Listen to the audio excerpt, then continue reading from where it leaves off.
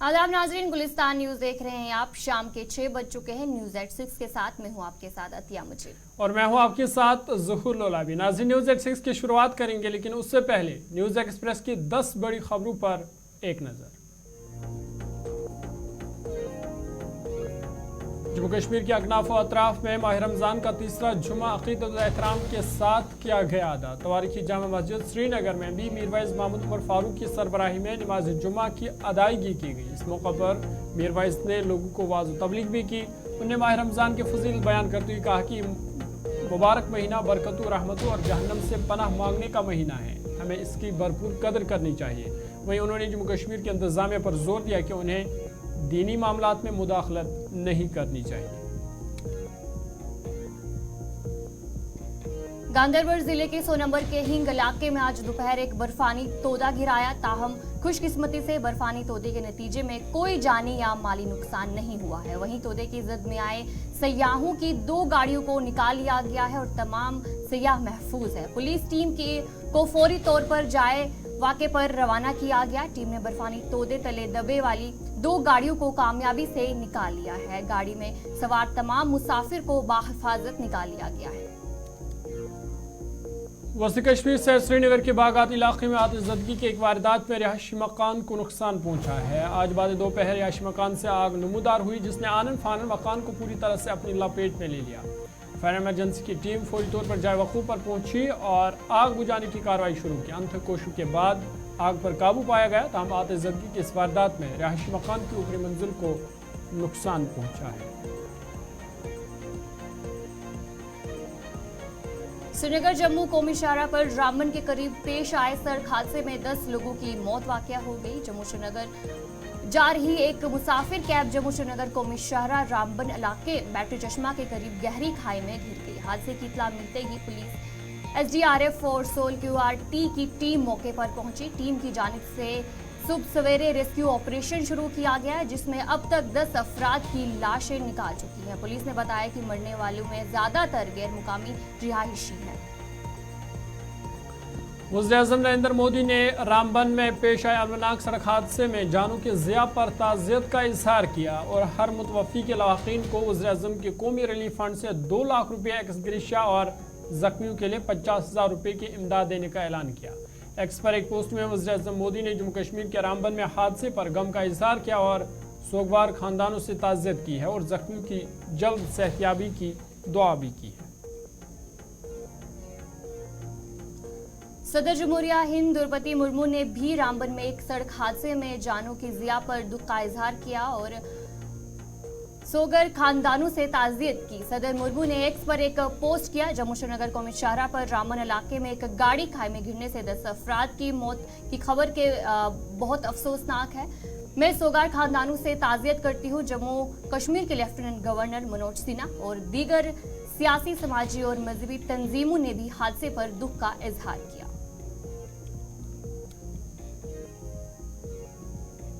महकमा मौसमियात की पेशगोई की एन मुताबिक वादी कश्मीर के बेशतर इलाकों में रुक रुक कर बारिशों का सिलसिला जारी है, जो 31 मार्च तक जारी रहने का इम्कान है। इधर डिजास्टर मैनेजमेंट अथॉरिटी ने खराब मौसमी सूरत के दरमियान जम्मू कश्मीर के 4 अजला में बर्फानी तोदे गिरने की वार्निंग जारी की है। अगले 24 घंटों में कुपवारा, बानीपुरा, गांधरबल और बारामूला अजला में 2400 मीटर तक दरमियानी दर्जे की बर्फानी तोदे गिरने का इम्कान है। वादी कश्मीर में अगले 24 घंटों के दौरान मौसम अबरालूद रह सकता है और इस दौरान मैदानी इलाकों में भी हल्की बारिशें, जबकि पहाड़ी इलाकों में हल्की बर्फबारी होने का इम्कान है। बादशाह 29 मार्च की रात से 30 मार्च की शाम तक का मौसम अबरालूद रहने के साथ पहाड़ी इलाकों में हल्की बारिश और बर्फबारी का भी इम्कान है। लखनऊ की CBI अदालत ने PSP मेंबर असेंबली राजूपाल के कत्ल केस के तमाम 7 मुलजमान को कसूरवार ठहराते हुए सजा भी सुना दी है। अदालत ने इनमें से 6 मुलजमिन को उम्र कैद और एक को 4 साल की कैद की सजा सुनाई है। अदालत ने आज सुबह इन मुलजमिन को कसूरवार ठहराया था। इस केस में पुलिस हिरासत में कत्ल हुए अतीक अहमद और अशरफ को भी नामजद किया गया है। अदालत ने मुजरिम करार दिए गए 7 मुलजमीन के नाम आबिद, फरहान, जावेद, अब्दुल कोई, गुल हुसैन, असरार और रंजीत पाल है। दिल्ली के वज़ीर आला अरविंद केजरीवाल की गिरफ्तारी के खिलाफ आप लीडरान और कारकुनान में गुस्सा खत्म होने का नाम नहीं ले रहा है। अब आम आदमी पार्टी ने इस ताल्लुक से एक खास मुहिम शुरू की है जिसका नाम दिया गया है केजरीवाल को आशीर्वाद। अरविंद केजरीवाल की बीवी सुनीता केजरीवाल ने इस ताल्लुक से आज एक प्रेस कॉन्फ्रेंस की और केजरीवाल को आशीर्वाद मुहिम के पेश नज़र एक व्हाट्सएप नंबर जारी किया। उन्होंने आवाम से कहा कि अरविंद केजरीवाल को आशीर्वाद देने के लिए आप इस नंबर पर व्हाट्सएप करें। सुनीता ने आवाम से अपील किया कि अपने पैगाम में बड़ी तादाद में इस नंबर पर भेजें, चाहे आप किसी भी पार्टी के हामी हो। इजराइल के फिजाई हमले में मुताद शामी फौज और जज़बुल्लाह के कई जंगजू हलाक हुए हैं। इजराइल ने हल्फ के करीब जज़बुल्लाह के मिसाइल डिपो को निशाना बनाया है। मीडिया रिपोर्ट्स के मुताबिक इस हमले में कम अज कम 40 अफराद हलाक हो गए हैं। शामी फौज का कहना है कि आज सुबह शुमाली शहर हल्फ के करीब इजराइल फिजाई हमलों में मुताद अफराद हलाक हुए हैं, जबकि मुताद जख्मी हैं। मरने वालों में ज़्यादातर शुमाली फौजी थे। इन हमलों के बारे में इजराइल हकाम की जानिब से फौरी तौर पर कोई बयान सामने नहीं आया है।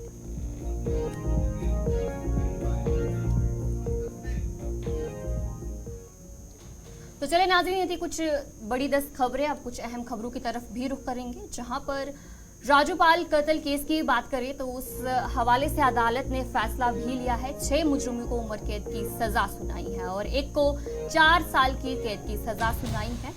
और बीएसपी रुकन असेंबली राजूपाल के कत्ल केस में लखनऊ की खसूसी सीबीआई अदालत ने सभी 7वें मुलजिमान को कसूरवार करार देते हुए सजा भी सुना दी है। अदालत ने केस के 6 मुजरिमों को उम्र कैद और एक को 4 साल की कैद की सजा सुनाई है। आपको बताते चले कि राजूपाल कत्ल केस में गुज़िश्ता साल कत्ल होने वाले अतीक अहमद और अशरफ को भी नामजद किया गया था।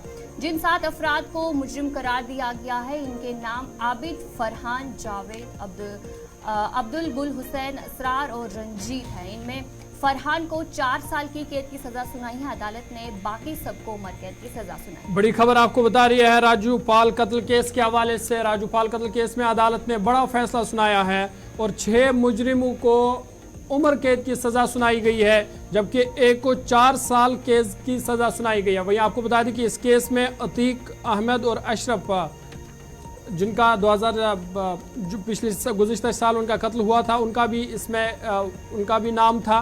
और आपको याद होगा कि बीएसपी के एमएलए राजूपाल का 19 साल कबल यानी 25 जनवरी 2005 को यूपी के प्रयागराज के धनुमानगंज में उनका कत्ल कर दिया गया था। राजूपाल को दिन दहाड़े गोली मारकर उनकी हत्या की गई थी। और राजूपाल को असेंबली इंतखाबात में माफिया अतीक अहमद के भाई अशरफ को शिकस्त देने के बाद सियासी दुश्मनी की वजह से उसका कत्ल किया गया था। वहीं आपको बता दें कि अतीक अहमद और अशरफ के हवारियों ने प्रयागराज में राजूपाल को दिन दहाड़ी गोली मारकर हलाक कर दिया गया था। और इस मुकदमे में अतीक और अशरफ को भी नामजद किया गया था, लेकिन अतीक और अशरफ को उन्हें अप्रैल 2023 में कत्ल कर दिया गया था। और अदालत ने जिंदा बच जाने वाले मुलजिमान को मुजरिम करार देते हुए आज सज़ा सुनाई, जिनमें से 6 मुजरिमों को उम्र कैद सज़ा और एक को 4 साल कैद की सज़ा सुनाई है।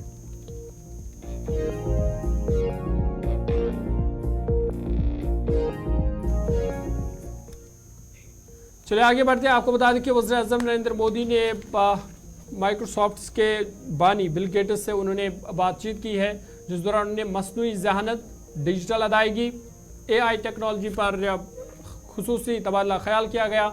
और वहीं वज़ीर-ए-आज़म मोदी ने कहा कि AI मवाद पर वाटर मार्क्स का इस्तेमाल करना ज़रूरी है, क्योंकि AI की गलत इस्तेमाल के ख़तरे से बचना है। और इसके लिए जो AI टेक्नोलॉजी से मवाद तैयार किया जा रहा है, इस पर ज़रूरी है कि इस पर वाटर मार्क्स लगाया जाए, ताकि जो ख़तरात है, AI के ख़तरात है, उससे बचा जा सके। आपको बता दें कि वज़ीर-ए-आज़म नरेंद्र मोदी ने अपनी सरकारी रिहाइशगाह पर माइक्रोसॉफ्ट के बानी बिल गेट्स के साथ बातचीत की। इस दौरान मसनूई ज़हानत से लेकर डिजिटल अदायगियों और मौसमियाती तब्दीली से निपटने की कोशिशों तक कई मसाइल पर कई देर तक तबादला ख्याल किया गया। और पीएम मोदी और बिल गेट्स ने 2023 G20 सरबराह इजलास के बारे में भी बातचीत की, जो गुज़िश्ता साल भारत की सदारत में ख़त्म हुई।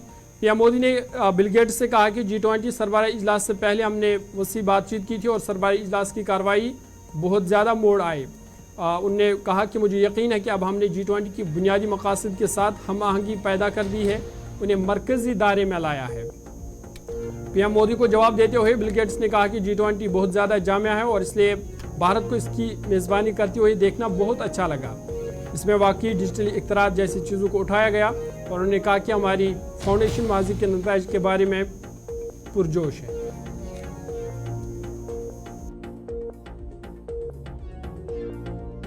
सही कहा, AI का महत्व बहुत है और मैं तो कभी कभी मजाक में कहता हूँ, हमारे देश में माँ को आई बोलते हैं, माता को बहुत से राज्यों में भाषा बोलते हैं आई।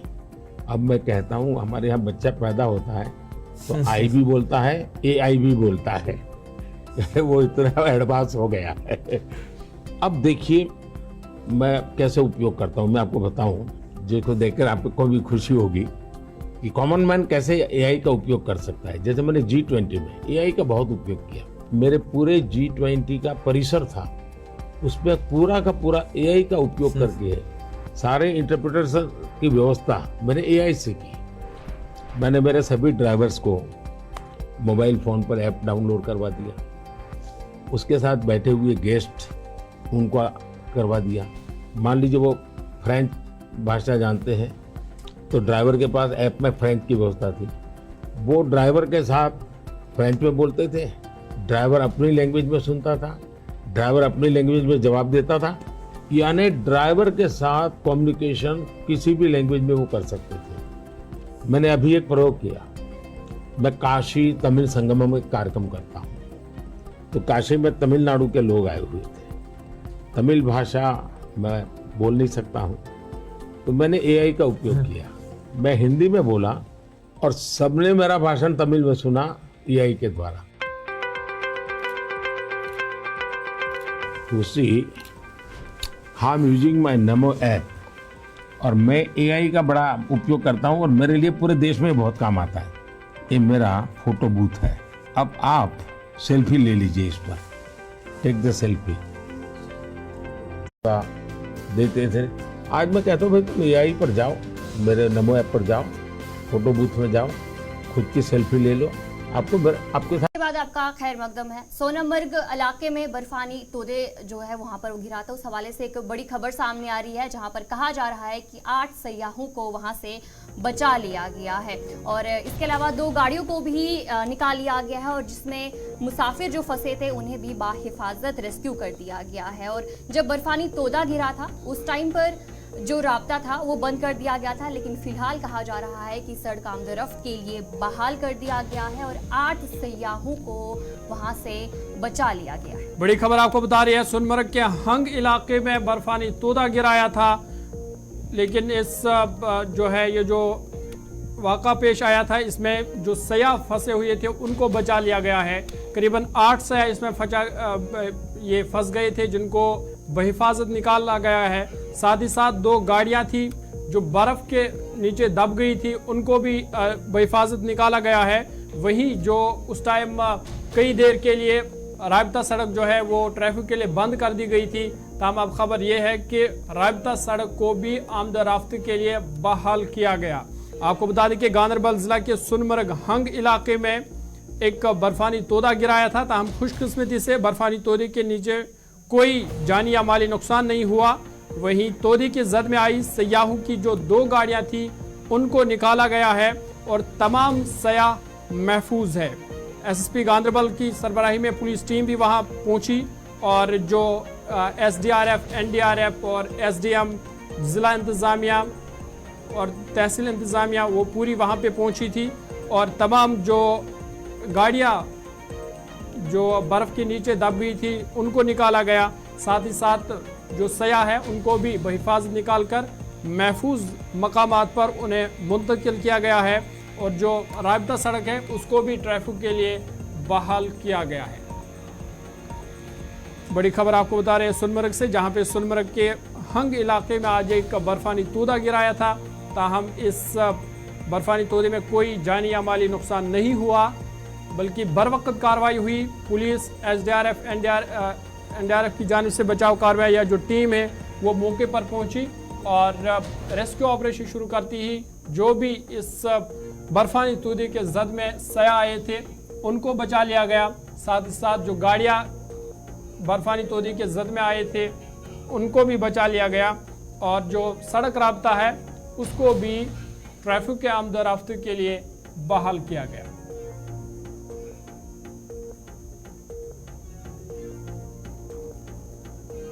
चलिए सीधा गांधरबल लिए चलेंगे। आपको गुलिस्तान न्यूज नुमाइंदा सलीम हमारे साथ है। सलीम, बहुत शुक्रिया ज्वाइन करने के लिए। अपडेट कीजिएगा, क्या कुछ अपडेट है, ताज़ा अपडेट खबर आ रही है कि जो रेस्क्यू ऑपरेशन है क्या वो अभी भी जारी है और सड़क को भी बहाल किया गया? क्या कुछ ताज़ा अपडेट है?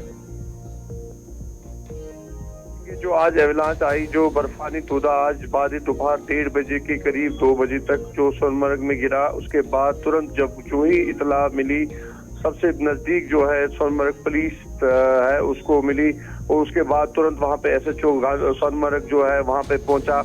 उसके बाद तुरंत वहां पे SDPO कंगन, उसके बाद BRO के जो ऑफिशियल्स है वहां पे पहुंचे और BRO के जो ऑफिशियल्स है उन्होंने मशीनरी लगाई, ऑन स्पॉट 3 मशीनें लगाई। उसके बाद तुरंत SDM कंगन जो थी सब डिविजन लेवल के सारे जो NDRF SDRF, उसके बाद जो SSP गांधरबल का जो पूरी तरह से टीम भेजा गया वहां की तरफ। वहाँ पे SDPO कंगन भी था, SHO भी थे, SHO गुंड भी था। पूरी तरह से जब यहाँ पे इंफॉर्मेशन मिली कि वहाँ पे एवलांच आई तो एक वहाँ पे रेस्क्यू ऑपरेशन स्टार्ट हुआ है जो 2 बजे के करीब स्टार्ट हुआ, जो पूरे 4 घंटे को चला। जो पहला फेज था उसमें जो 2 गाड़ियां फंसी थी उनको निकाला गया। जो बाद तो उसके बाद जो वहाँ पे खबर फैली गई थी कि उसमें 4 गाड़ियां या 5 गाड़ियां और है, लेकिन बर वक्त जो कार्रवाई हुई उसके बाद जब एवलांच को क्लियर आहिस्ता आहिस्ता BRO ने और बाकी जो वहाँ पे मैन एंड मशीनरी थे उसने जब क्लियर किया तो वहाँ पे कोई गाड़ी नहीं थी। और बाद जो पहली जो गाड़ियां थी उसमें 8 सवार जो सयाह थे उनको बचाया गया और उनके बाज़ाब्ता तौर पर फिर हौसला अफजाई भी की SDM कंगन ने, SDPO कंगन ने, और उनको भी वहाँ पे पानी शानी सलीम, जहाँ भी बर्फानी तोदा गिराया है हंग इलाका है ये, तो क्या आसपास रिहायशी इलाका भी है, उनके लिए कोई एडवाइजरी? देखो जोर जो एज ऑफ नाउ जो हंग जो सोनमर्ग का सबसे खतरनाक रोड है, ये जो 12-13 किलोमीटर है, इसमें एज यूजुअल आप देखोगे कि हर साल एवलांचेस आते हैं। 15 दिन पहले इसमें एवलांच आई थी और आज भी वही मुकाम है कि वहाँ पे एवलांच आई और बड़ी एवलांच आई। और अल्लाह का करना है कि जो वहाँ पे चिमी गोया चलती थी कि इस एवलांच के जद में काफी सारी गाड़ियां हैं, लेकिन अल्लाह का करना है कि कोई भी गाड़ी उसमें नहीं निकली और बर वक्त जो कार्रवाई हुई, BRO ने भी रोड थो किया, 3 से 4 घंटे लग गए और पूरी तरह से एडमिनिस्ट्रेशन की तरफ से जो कार्रवाई हुई और पूरी तरह से जो रेस्क्यू ऑपरेशन चला, सब जो सेफर मुकाम पे उनको पहुंचाया गया। कोई भी गाड़ी उसमें नहीं थी, तो पूरी तरह से वहां पे रेस्क्यू चला और इस टाइम रोड को थो किया गया है। और वहां पे कोई भी जो आपने कहा कि लोकल ने वहां पे बस्ती है, वहां पे बस्ती नहीं है, पूरी तरह से निगरानी है। सब डिवीजन लेवल पे भी पूरी तरह से रेस्क्यू ऑपरेशन भी चलिए, बहुत शुक्रिया तफसीलात फराहम करने के लिए। Kashmir deputy bureau chief Salim वानी हमारे साथ थे जो गांधरबल से तफसीलात फराहम कर रही थी। इनका कहना था कि जो हंग इलाके में बर्फानी तोदा गिराया, ताहम इस बर्फानी तोदे में कोई जानी या माली नुकसान नहीं हुआ, बल्कि जो सयाह इसमें फंसे थे उनको बचा लिया गया। साथ ही साथ 2 गाड़ियां थी उनको भी बहिफाजत निकाल लिया गया और सड़क को भी ट्रैफिक के आमदोरफ्त के लिए बहाल किया गया।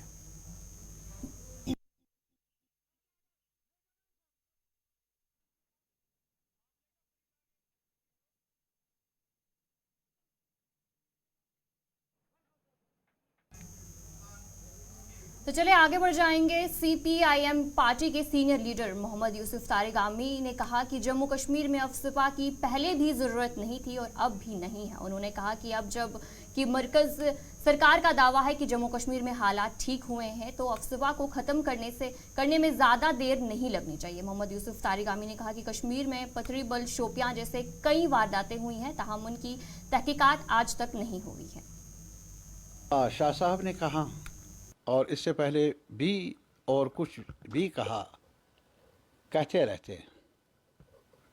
बहरहाल जहाँ तक armed forces special powers act का ताल्लुक़ है, मेरी नज़र में जब से मैंने देखा, जब से मैंने परखा, इसकी ज़रूरत नहीं है जम्मू कश्मीर में कहीं पर भी।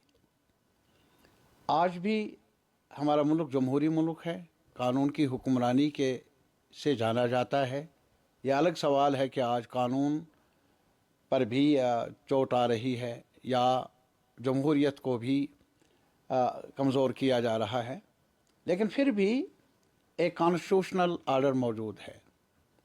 एफसपा की ज़रूरत पहले नहीं थी, अब भी नहीं है, और अब ज़्यादा ही, क्योंकि शाह साहब प्राइम मिनिस्टर जो भी है बार बार दोहराते हैं कि अमन कायम हुआ, नॉर्मलसी है, सब कुछ ठीक है। फिर ऐसे कवानीन की ज़रूरत क्यों, देर लगाने की ज़रूरत क्यों? मैंने बार बार कहा, जहाँ तक एफसपा का ताल्लुक़ है, हमारे पास कई वारदातें हुई आज तक। वो वारदातें पथरीबल के नाम से भी जाना जाता है, और इसके अलावा और भी वारदातें हुई हैं। तहकीकात आज तक नहीं हुई। CBI ने भी पथरीबल वाक़या की इंक्वायरी की, लेकिन ये भी कहा गया कि गलत हुआ है, जांच होनी चाहिए, तब भी जांच नहीं हुई। अभी शुपियान की वारदात हुई, लेकिन हमने उस वक्त, हमारे ट्रेड यूनियन फ्रंट ने, CITU ने एक पिटिशन दायर की ह्यूमन राइट्स कमीशन में, माना भी सरकार ने, कोर्ट मार्शल भी हुआ, लेकिन तब भी उन ऑफिसर्स को कुछ राहत भी मिल रही है जिन्होंने उन मजदूरों को हिलाया।